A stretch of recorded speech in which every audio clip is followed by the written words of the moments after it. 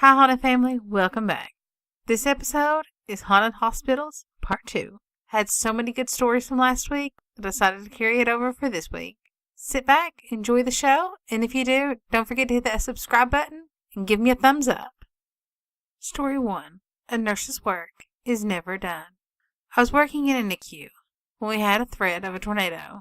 Some nurses got pulled to go to a sister hospital in town to assist with the disaster plan. When all was over, one of the nurses returned with this story to tell. She was assisting the nurses in giving some meds before pulling all into the hallways.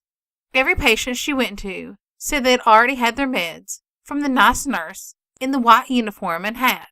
She realized after she left that it's been a long while since a nurse has worn a hat. That story revealed the urban legend of Nurse Betty. Story goes that she had an affair with a married doctor, became pregnant, and then agreed to allow him to perform an abortion on her in the second floor OR room. She died, and he went to jail. She never left the hospital and was seen frequently. The local newspaper would do an article every year around Halloween about her sightings. The hospital has since been replaced with college dormitories. I wonder if any students have seen her walking their halls. Story 2. Call Lots. The weirdest thing that's ever happened to me in the hospital was about 22 years ago. We had just passed out all the dinner trays, and we had gotten some KFC.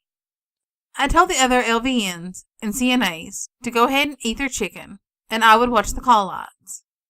I was at the nursing station when a woman who was a patient walked up and said, "My roommate is choking." I asked what room, and she replied, "Room 211B."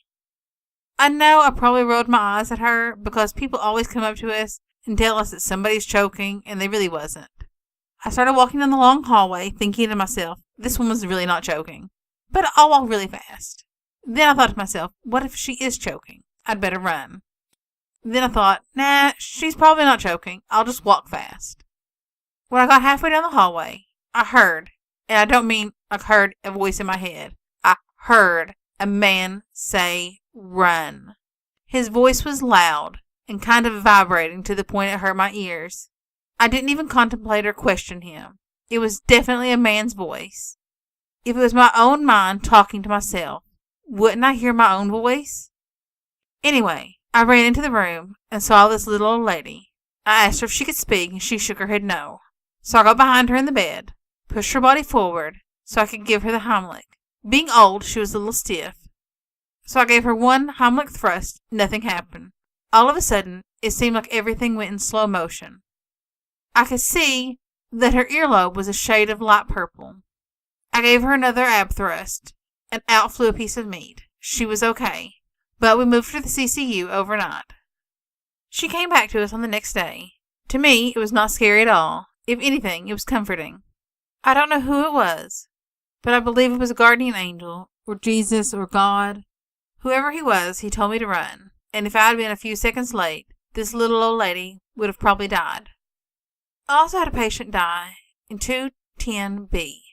A lot of rooms were empty down there at the other end of the hall.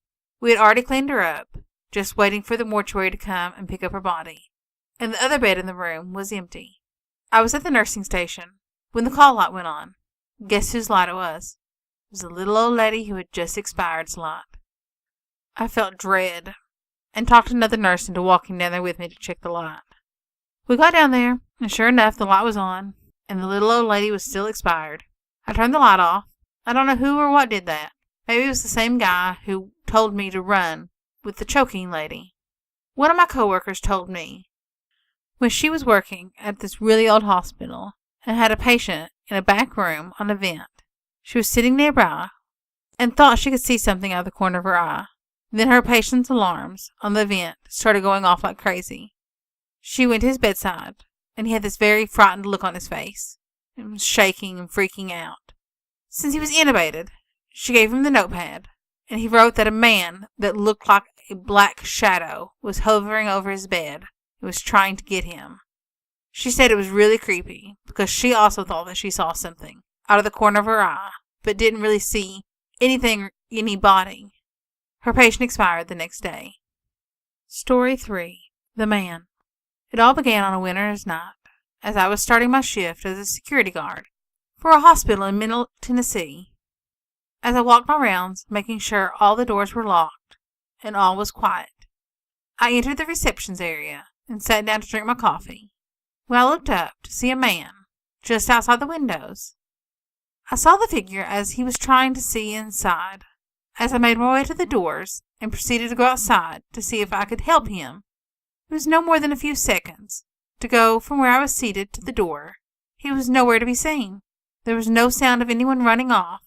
I discounted my vision and all but forgot about that night till a few days later, back on watch, carrying some paperwork to the storeroom on the first floor when the elevators opened and I heard a deep voice say my name. The sound of steps moving away from me. To say the least, I was frozen in my place. Dropping the papers off, I rushed to the second floor to ask if anyone had used the elevators. The charge nurse stated that no one had left the ward in about an hour. When my supervisor showed up to do his nightly tour, I relayed the story, and his reply was I needed more coffee and some fresh air. Over the years since this encounter, I have had countless other encounters with sounds and feelings of someone there or watching me. Story 4. Mary's Sign. I was working in a long-term care facility. Night shift. I would always have this one old lady who would come and talk to me at night. She would sit in her wheelchair at the nurse's desk, never bothering anyone. She just couldn't sleep and didn't want to be in her room alone. I got to know Mary very well. She was dying. She had several things wrong with her. And over a few months she developed sores that would need for limbs to be amputated, but she refused to amputate her limbs, stating that she knew she was dying and she was ready. Her and I joked that it wasn't going to be on my shift. I wouldn't allow it. I'd gotten to know Mary's family well, as they were coming and going most of the time. After one bad night, she sat up in bed and looked at me, and was commenting about a red aura I had around me, also about the lady that was standing right behind me.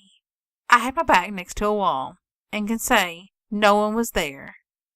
But she had also told her daughter that I was the twin of her that had died at birth.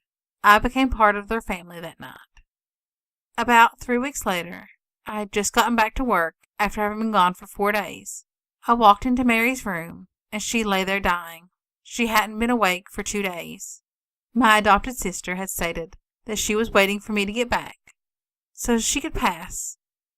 I went into the room and said my goodbyes. I told her again that she couldn't go on my shift, that I wouldn't allow it.